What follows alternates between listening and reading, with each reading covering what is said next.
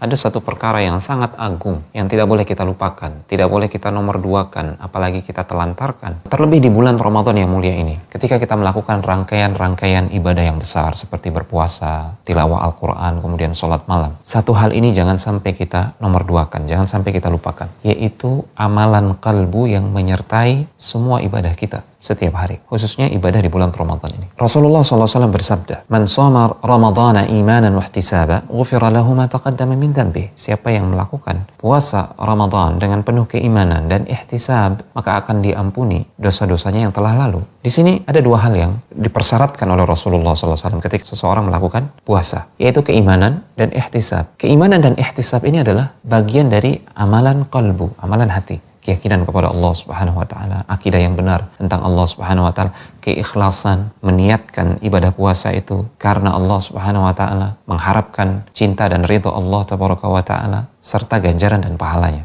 Barulah jika amalan puasa tersebut, yang kita tahu amalan puasa tersebut adalah amalan lahiriah, jika dia disertai dengan dua amalan hati tersebut, barulah dia memberikan dampak, efek yang besar, akan diampuni dosa-dosa yang telah lalu. Demikian pula dengan sholat malam. Man qama ramadhana imanan wa ihtisaba ghufira lahu ma taqaddama min dhanbi. Siapa melakukan sholat malam di bulan Ramadan dengan penuh keimanan dan ihtisab, maka akan diampuni dosa-dosanya yang telah lalu.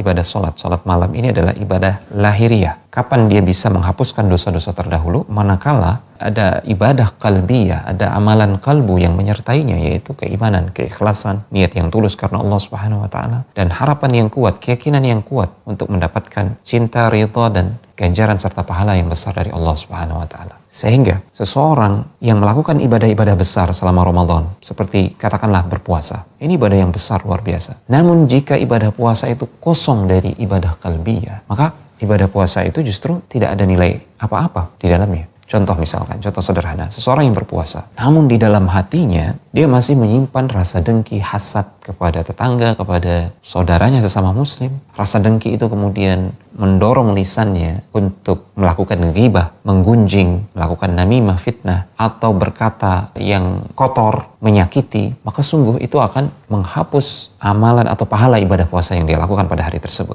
Gara-gara dengki, hasad, yang itu adalah penyakit hati yang berlawanan dengan amalan hati, yaitu kesabaran, ketulusan, kemudian menginginkan kebaikan bagi saudara sesama muslim. Sehingga tidak heran Wahab Ibn al-Ward rahimahullahu ta'ala, beliau pernah mengatakan, "La yakun hammu ahadikum fi kathratil amal."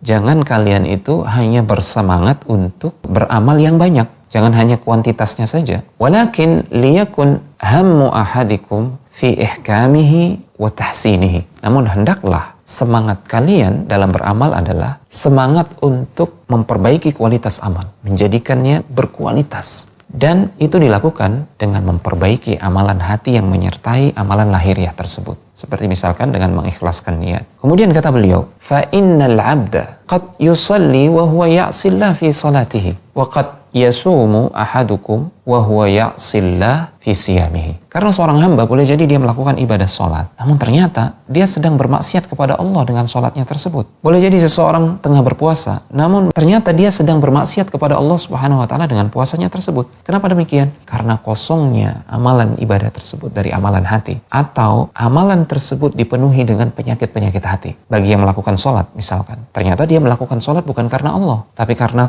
tendensi yang lain, karena misalkan ingin dipuji atau ingin mendapatkan pengakuan dari masyarakat, ingin status dan kedudukan misalkan sebagai orang yang terpandang, orang yang religius misalkan, justru dia tengah bermaksiat kepada Allah Subhanahu wa taala dalam sholatnya. Kenapa? Karena dia sedang memalingkan ibadah sholatnya bukan karena Allah, bukan untuk Allah, tapi karena alasan makhluk, karena alasan duniawi lainnya. Demikian pula orang yang sedang berpuasa, boleh jadi dia berpuasa, dia menahan diri dari lapar dan dahaga, namun dia tidak mendapatkan apa-apa dari puasanya. Kenapa? Karena ketika dia berpuasa, dia tidak menghilangkan dengki dan hasad yang ada dalam hatinya. Demikian ikhwati fillah, amalan qalbu ini sangat penting untuk kita perhatikan pada setiap ibadah kita, terlebih-lebih ibadah kita di bulan Ramadan yang mulia ini. Karena kita tahu ibadah kita di bulan yang mulia ini dilipat gandakan oleh Allah Subhanahu wa taala. Sungguh sangat merugi jika seseorang jangankan dilipat gandakan pahalanya, mendapatkan satu pahala saja tidak, bahkan dia mendapatkan dosa gara-gara amalan hati yang tidak dia perhatikan, atau gara-gara penyakit hati yang masih dia pelihara yang merusak ibadah tersebut.